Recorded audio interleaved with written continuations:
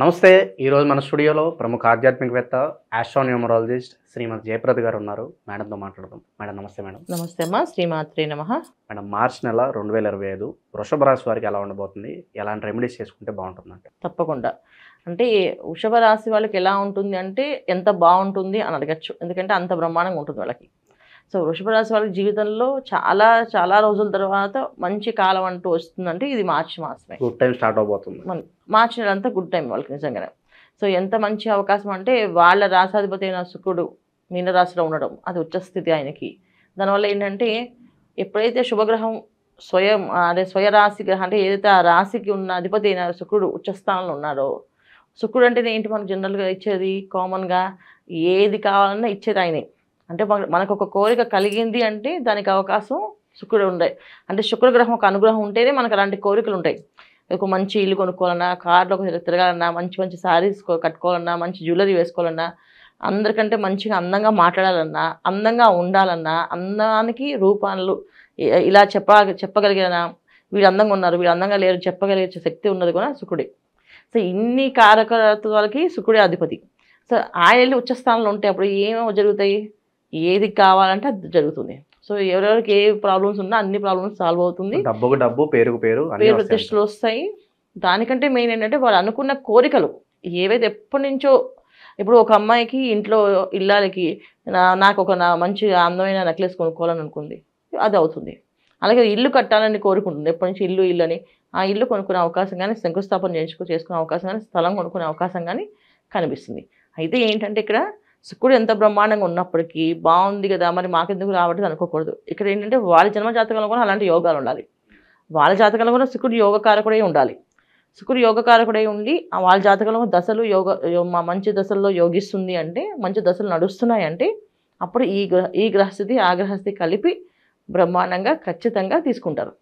స్థలాలు కానీ, పొలాలు కానీ, ఇల్లు కానీ, తర్వాత ఒక ఆఫీస్ చేంజ్ చేసి పెద్ద ఎక్స్పాండ్ చేస్తే దాన్ని పెద్దగా పెట్టుకోవాలంటే కూడా అవకాశం వస్తుంది. ఎక్స్పాన్షన్ చేసుకోవచ్చు బిజినెస్ బ్రహ్మాండంగా. సో వ్యాపారంలో మంచి మిత్రులు కానీ, మన పార్ట్నర్స్ కానీ వీళ్ళతో కలిసి ముందుకు వెళ్తారు. ఎటువంటి వ్యాపారాలు బాగా లాభదాయకం అంటారు మేడం?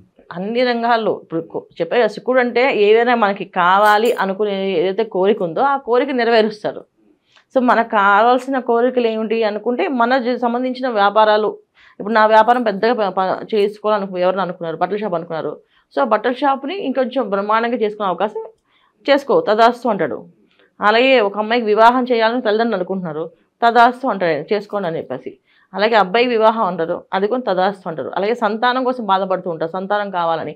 సంతాన యోగం కూడా ఫలిస్తుంది వాళ్ళకి. అంటే ప్రతిదీ ఏదైనా అనుకుంటే అది తీరుతుంది. ఎందుకంటే ఇక్కడ వృషభ రాశిలో గురువు ఉన్నాడు, అలాగే మీనరాశిలో శుక్రుడు ఉన్నాడు. రెండు శుభగ్రహాలు వారి వారి స్థానాలు. శుభగ్రహమైన గురువు వచ్చేసి వృషభ రాశి రాశాధిపతి అయిన శుక్రుడు మీనరాశిలో ఉండడం వల్ల ప్రతిదీ పట్టిందల్లా బంగారంలాగా పనులు అవుతాయి వృషభ రాశి వాళ్ళకి. అయితే ఏంటంటే ఇక్కడ ద్వితీయంలో కూర్చుంటున్నారు. ఎప్పుడైతే ద్వితీయంలో కూర్చుంటున్నాడో కాస్తంత అగ్రెసివ్గా ఉండడం కానీ, కొన్ని చోట్ల కాదు ఏది పెద్దది మాట్లాడడం ఉండదు కానీ అగ్రెసివ్గా అంటే పని చేయాలని ఒక ధైర్యము, మొండితనం వచ్చి ముందుకు వెళ్తారు. అయితే ఇవి అందరికీ పనికిరాదు, అందరికీ వర్తించదు. అలా ధైర్యము, మొండితనం ఎవరెవరు రావాలంటే విద్యార్థులకు రావాలి, బాగా చదివి సాధించి పరీక్షలు ర్యాంకులు తెచ్చుకోవాలని. అలాగే ఒక ఉద్యోగస్తుడికి కోపం వస్తే ఉద్యోగం ఊడిపోతుంది. ఎందుకంటే నేను ఈ ఉద్యోగం ఇంకో ఉద్యోగం చేసుకుంటానని చెప్పేసి నా ఉద్యోగం మానేస్తే మళ్ళీ ఉద్యోగం కష్టపడాలి. ఎందుకంటే ఈ మాసంలో ఉండే మాస ఫలితాల్లో అదృష్ట యోగాలు ఇవి. అందుకనంటే కొంచెం ఆచితూచి మాట్లాడుకోవాలి. అలాగే వ్యాపారస్తుడికి కోపం వచ్చిందంటే అది ఇంకొంచెం ఇబ్బంది పెట్టే అవకాశం ఉండొచ్చు, లేదా ఇంకా బెటర్ అయ్యే అవకాశం ఉంటుంది. ఇప్పుడు ఎక్స్పెండ్ చేసుకునే డబ్బులు తండ్రి సొంత డబ్బు వాడచ్చు, ఇది బ్యాంక్ నుంచి లోన్ తీసుకొచ్చి పెట్టుకోవచ్చు. దానివల్ల ఎటువంటి ఇబ్బంది లేదు, చేసుకోవచ్చు. ఎందుకంటే లాభంలో యోగిస్తున్న గ్రహాలు. ఎందుకంటే శుక్ర, రాహువులు, బుధుడు, ద్వితీయాధిపతి అయిన బుధుడు కొన్న మీనరాశిలో ఉన్నారు ఈ మాసం అంతా. అలాగే రాహు మీనరాశిలో ఉన్నాడు, అలాగే శుక్రుడు మీనరాశిలో ఉన్నారు. రవి 13 నుంచి మీనరాశిలో కలుస్తారు. అంటే 4 గ్రహాలు కూడా మళ్ళీ లాభస్థానంలోకి వెళ్తున్నాయి. అప్పుడు ఏమవుతుంది, రాజకీయ పరంగా ఉండే వాళ్ళకి రాజకీయ యోగం బాగుంటుంది, సినీ రంగంలో పనిచేసే వాళ్ళకి యోగం బాగుంటుంది, మీడియా రంగంలో పనిచేసే వాళ్ళకి గుర్తింపు వస్తుంది. మెయిన్ గుర్తించి వాళ్ళకంటూ ఒక ఆర్ట్ ఉంది, ఒక స్కిల్ ఉందని చెప్పి బయట కొత్త అవకాశాలు బ్రహ్మాండంగా వస్తాయి. అలాగే విద్యార్థులకి, విదేశీ ప్రయాణాలు చేసే వాళ్ళకి, విదేశాలు చదువుకునే వాళ్ళకి మంచి ర్యాంక్స్ వచ్చే అవకాశం ఉంటుంది. ₹1 ఖర్చు లేకుండా వాళ్ళు సీట్ సంపాదించుకునే అవకాశం కూడా ఉంటుంది. అది మీ మాసంలో ఉండే విషయం. అయితే ఉద్యోగస్తులు ఎవరైతే ఉన్నారో వాళ్ళు కాస్త ఆలోచించి చేసుకోవాలి. ఉద్యోగస్తుల్లో ఈ అగ్రెసివ్గా ఈ కుజుడు ఒక ఫలితం ఏంటంటే ఇబ్బంది పెట్టి ఎదుటి వాళ్ళని గట్టిగా నాకు బాగుంది కదా నేను మానేస్తానంటే కాదు. ఏమో మంచి దీనికంటే మంచి జాబ్ వస్తే మానేయచ్చు, లేదా ఉంది అంటే ఆఫర్ లెటర్ అప్పుడు మానేయచ్చు. అంతేగాని తెలియకుండా ముందు మానేయకూడదు. ఒక ఉద్యోగస్తులు జాగ్రత్తగా ఉండాల్సిన వాళ్ళు అంటే మిగతా అన్నీ బాగున్నాయి. ఆరోగ్య విషయంగా కానీ చాలా బ్రహ్మాండంగా యోగిస్తుంది. ఎందుకంటే ఆరోగ్య విషయంలో ఈ మాసంలో వీళ్ళకి అంత ఇబ్బంది ఏం కనిపించట్లేదు, అంత ప్రాబ్లం లేదు. అన్నిటికంటే ఏంటంటే మన స్నేహితులు బంధువులు ఇంటికి రావడం వెళ్ళడము శుభకార్యాల్లో పాల్గొనడము ఇవి ఎక్కువగా ఉన్నాయి. డబ్బులు కూడా ఎక్కువ ఖర్చు అవుతాయి. అయితే డబ్బులు అధికంగా ఖర్చు అవుతాయి. అంటే ఇప్పుడు డబ్బులు వస్తాయో ఒక ఎత్తు, డబ్బులు అప్పు చేసుకొని ఖర్చు పెట్టడం ఒక ఎత్తు. సో వీళ్ళకి ఎప్పుడైతే శుక్రుడు శుభస్థానంలోకి వెళ్ళారో ఖచ్చితంగా ఏంటంటే వాళ్ళ చేతిలో డబ్బులు వాళ్ళ దగ్గర లేకపోయినా స్నేహితుల సాయం తీసుకోవడం అయితే బ్యాంక్ లోన్స్ తీసుకోవడమో చేసేస్తారు. ఆ టైంకి వస్తాయి అన్నీ. సో అందువల్ల ఏంటంటే బ్రహ్మాండంగా వీళ్ళకి అన్ని పనుల్లో సాధించుకుని వస్తారు వీళ్ళు. సో వృషభ రాశి వాళ్ళకి అయితే మంచి న్యూస్ చెప్పారు. ఇంకా మెరుగైన ఫలితాలు పొందడానికి ఈ రాశి వారికి మంచి రెమెడీస్ అని ఉంటే తెలియజేయండి. అదే అధికంగా వాళ్ళు ఆలోచించే విషయంలో కుజుడు యొక్క ప్రభావం వీళ్ళ మీద పడకుండా ఉండడానికి, ఆ ప్రభావం అనేది అంత లిమిటేషన్గా ఉండడానికి కోసం అంటే దుర్గా అమ్మవారిని ఆరాధన చేసుకోవడం. సో దుర్గా మంత్రాన్ని చేసుకోవడం, దుర్గా అమ్మవారికి ఆరాధన చేయడం, మంగళవారం పూట రాహుకాలం టైంలో దీపారాధన చేయడం వల్ల ఏంటంటే ఎటువంటి మానసికమైన బాధలు కానీ ఇబ్బందులు కానీ లేకుండా చేస్తుంది. ఎక్కడైనా మాట జారే అవకాశం ఉంటే జారకుండా ఆగుతాం. ఎందుకంటే కొంతమంది కలిసేది వెళ్ళేది అంతా కూడా ఎవరి దగ్గర బంధువులు చుట్టాలు స్నేహితులే. వీళ్ళలో ఎవరిని బాధపెట్టినా మనం బాధపడతాం, వాళ్ళు బాధపడతాం. సో ఎటువంటి బాధ లేకుండా ఉండేది కాస్త ఉండడానికి కోసం అమ్మవారిని ఆరాధన చేసుకోవడం, అమ్మవారికి పూజ చేయడం వల్ల వీళ్ళకి విశేషమైన ఫలితం ఇంకా బ్రహ్మాండంగా వస్తుంది. ఇంకా ఏదన్నా దానం చేయాలనుకుంటే ఏ వస్తువులు దానం చేస్తే బాగుంటుందమ్మా? దానం విషయంలో అక్కర్లేదు. ఈ మాసంలో వీళ్ళకి బాగుంది కనుక దానాలు జోలికి వెళ్ళట్లేదు. అంటే బాగున్నప్పుడు కొన్ని దానాలు చేయాలంటే కష్టం కదా, బ్రహ్మాండంగా హాయిగా ఎంజాయ్ చేయాలి కదా వాళ్ళు. సో అందుకని హ్యాపీగా ఉండొచ్చు. సో దుర్గా అమ్మవారి ఆరాధన ఇంకా చేయాలంటే దుర్గా అమ్మవారి గుడికి వెళ్ళడం, ఏదైనా క్షేత్ర దర్శనానికి వెళ్ళడం, క్షేత్రాల్లో కాస్త ప్రదక్షిణాలు చేయడం కానీ, ఇప్పుడు అరుణాచలం కానీ శ్రీశైలం కానీ తిరుపతి కానీ అలా వెళ్ళి కాస్త నిద్ర చేయడం వల్ల ఇంకాస్త మెరుగైన ఫలితాలు వస్తాయి.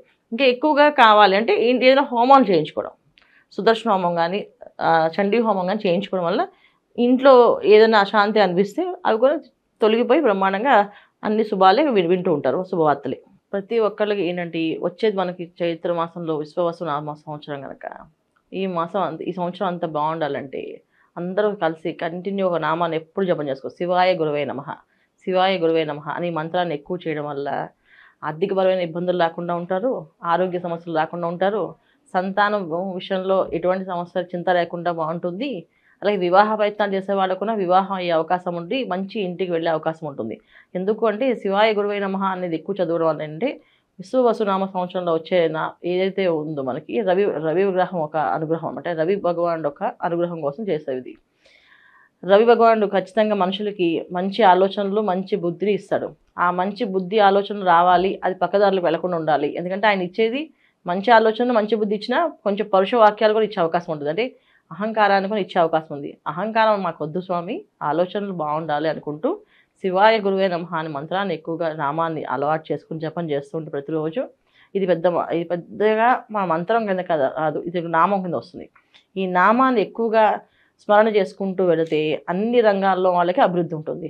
సో మాకు జాతకం తెలిసినా తెలియకపోయినా, రాశి లక్షణాలు తెలిసినా తెలియకపోయినా ఈ మంత్రం చేసుకుంటే ఏ పని అనుకుంటే ఆ పని జరుగుతుంది. అది మీరు చేసుకుంటూ వెళితే మాది ఈ రాసో కాదో అనుమానం పడట్లేదు, హాయి ఈ మంత్రం చేస్తే మాత్రం మీ సమస్య తీరిపోతుంది. సో చాలామందికి ఏంటంటే మాది కుంభరాశ, మీనరాశ, మేషరాశ, ఏ రాశి అది మా అమ్మ వాళ్ళు చెప్పిన ప్రేగ ఇది పంతులు గారు చెప్పింది ఈ రాశి అనుకుంటారు. అసలు ఏ రాశి అనేది కాదు. మనకి ఏదైనా సమస్య ఉంది అంటే ఒక నామాన్ని పట్టుకోండి. ఎందుకంటే జాతకం అనేది మన date of birth time of birth కరెక్ట్గా ఉంటే వస్తుంది. అవి లేకపోయినప్పుడు ఒక నామాన్ని కానీ ఒక నచ్చిన దేవుణ్ణి కానీ పట్టుకొని ఆ నామాన్ని ఎక్కువగా ఆలాపన చేస్తూ జపం చేస్తూ ఉంటే మనం అనుకునే పనులు అవుతాయి. కాకపోతే ఏంటంటే ఏ నామానైనా 41 రోజులు చేయాలి.